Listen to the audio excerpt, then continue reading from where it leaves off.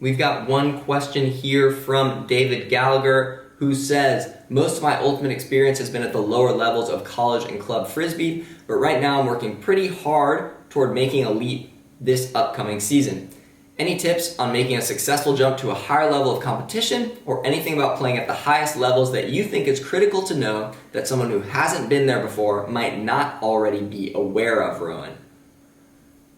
It is critical, and this is a great question, David, and something that I thought about a lot as a new player. And what I came up with, and I'm so happy I did, is that it is critical to jump in to the highest level possible that you can.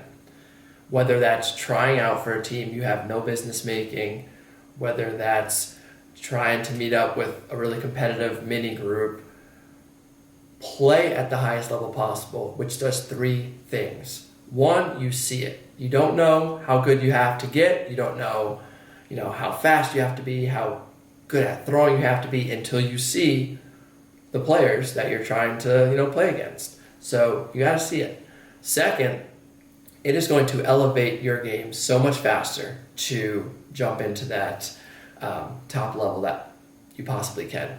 It's just going to make you a better player. You're going to, sink or swim. And lastly, I think it's really good because it's just going to, there's a magic in the universe, so to speak. And when I started, I was just like, I played a little summer league, and then I researched and found out that there was Pony 2 hours away and Boston Ironside 2 hours away. And I was like, I'm just going to try for those teams because those are national calibers teams. So there's a magic in the universe that just pulls you to that direction where if you're like, I'm going to go for it, it's going to be helpful. Now, the practical tips to help you acclimate to the highest level possible or that elite jump you're trying to make. One, show up to the game, be humble, be, bought in, and, you don't want to show up and, ultimate is a very social sport still, so it's important that you're kind of included in that, and you want to be a big part. You want to do your part of just being, welcome to the game. In terms of the ultimate X's and O's, making the jump to the next level, so to speak, the game just gets a lot faster. And by that, players are moving faster, decisions have to be made faster, and the speed of the game is just probably something that you're not going to have ever seen before. The good news, the longer you do that or the higher level you play, with reps, that game gets slower. Me and Tyler Monroe, my teammate on the DC Breeze and Truck Stop, talk about it all the time. Every time we play Nationals, it's like, oh, this is a little bit slower than last year. Oh, this is a little bit easier than last year. And it's just the fact that we're up at the highest level, doing it with experience, and it gets easier with time. So, David, all in all, jump into the highest level possible. Anybody out there, if you have a chance, go do it. Go to that tryout. Try out for the best team, even if you're not even on the second best team. See what it is. Get those reps in. Slow the game down. And go out there, humbly work hard, and do your best. Yeah, and keep trying. Keep trying. It's going to take many years probably to get to that point. And you can't start early enough, as Rowan said. So that's great advice. The one thing I would add is this question brought me back to a similar one that I actually asked a young Harper Garvey at the National Ultimate Training Camp when I was a young teenager, maybe like 15, 16. And he was a counselor, probably younger than I am now.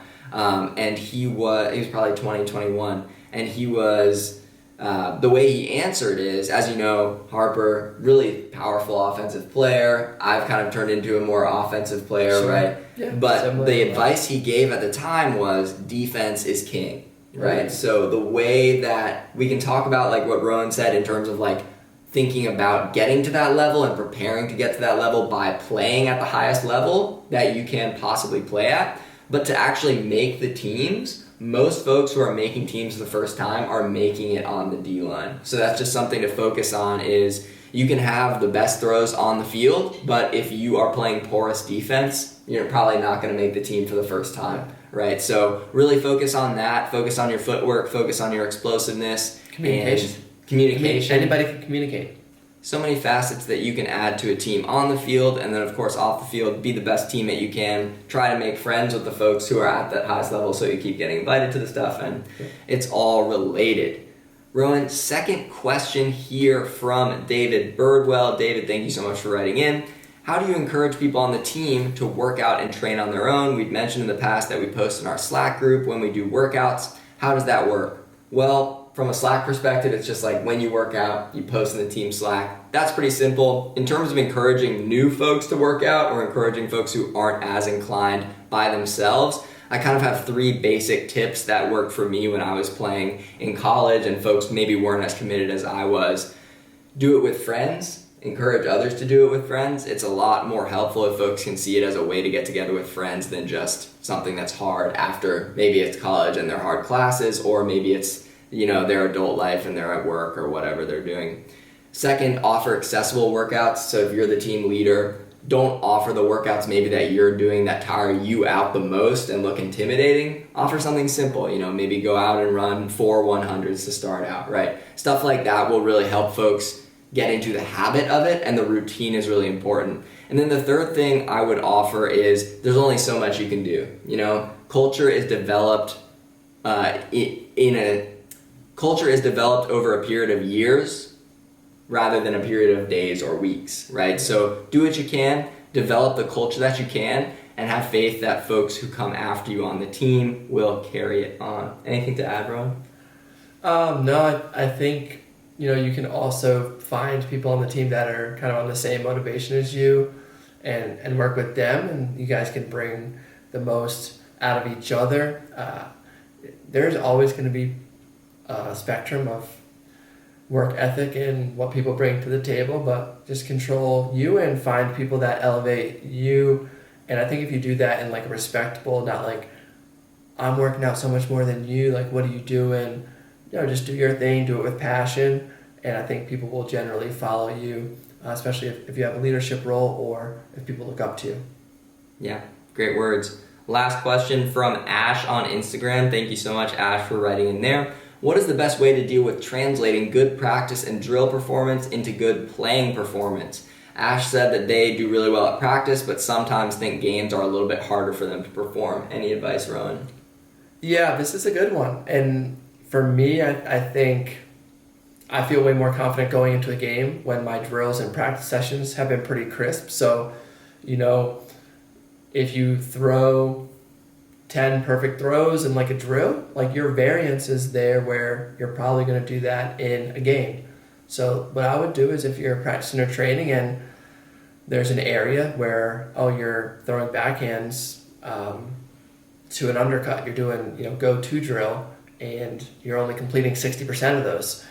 That's probably not going to translate, so spend some time on that backhand pass that you're struggling with, get it up to 9, 10 out of 10, and then don't think about it in the game. It should come natural. I think if you are good enough in drills and practices, let the game come naturally. I think the worry is when you're training or practicing and there's something going off, something going wrong, then you might not want to jump into the game and execute that particular skill. Yeah, great words. I think the only few things I would add is I've said it on the podcast before, and it is a bit of an oversimplification, but one of the best pieces of advice I received from a thrower I really looked up to when I was younger and having a similar issue of not performing well in maybe high pressure moments is Markham Schaffner told me, let the disc throw itself, Yeah. And that's like, it's a cliche to a degree, and it's not going to happen. You do need to be intentional, but at the same time, there's a nugget of truth in there about not overthinking your game. Truth. And that goes back to what Rome was saying about let the practice be where you're putting the work in, and then in the game as much as you can, turn off your brain, right?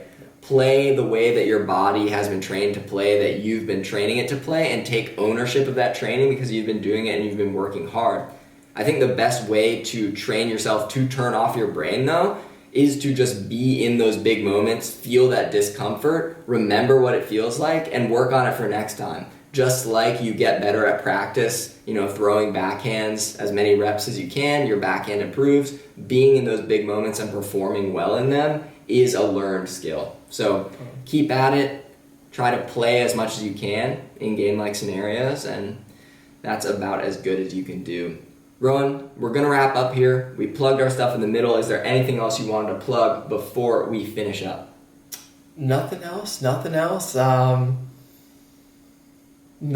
I just want to thank everybody. We hit over 100 reviews on Spotify, and that's amazing just to think that we're kind of out here just enjoying speaking into the mic, and we have such amazing people that are following the podcast and supporting us. So shout out to all of our listeners. We love Frisbee, and we're loving that you're loving us. So stay tuned for many, many more. Yeah, exactly. And if you want to celebrate with me, Rowan, you can join in if you want. We're going to end this episode with just a couple real hearty barks into the microphone, okay? And the folks listening can bark along with us, essentially saying thank you in a language that maybe we can't all understand, but it resonates with all of us. Dog. You got all it, right? Johnny. Ready? And everyone bark along with me listening there, okay? 3, 2, 1. Woo, woo, woo, woo, woo, woo, woo, woo, woo, woo, woo.